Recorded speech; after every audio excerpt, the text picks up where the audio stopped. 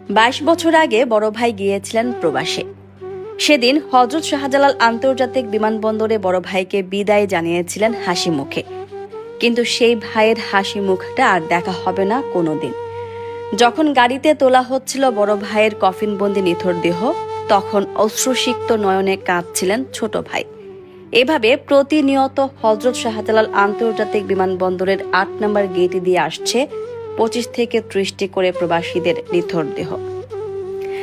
এমন হাজারো প্রবাসীদের জীবনের গল্পগুলো এসে জমা হয় শাহজালাল বিমানবন্দরে। গত 32 বছরে বিভিন্ন দেশ থেকে এসেছে 56,000 প্রবাসীর কফিনবন্দি নিথর দেহ। আর মৃত্যুর কারণ হিসেবে জানা গিয়েছে পারিবারিক চাপ কিংবা বিষণ্ণতা।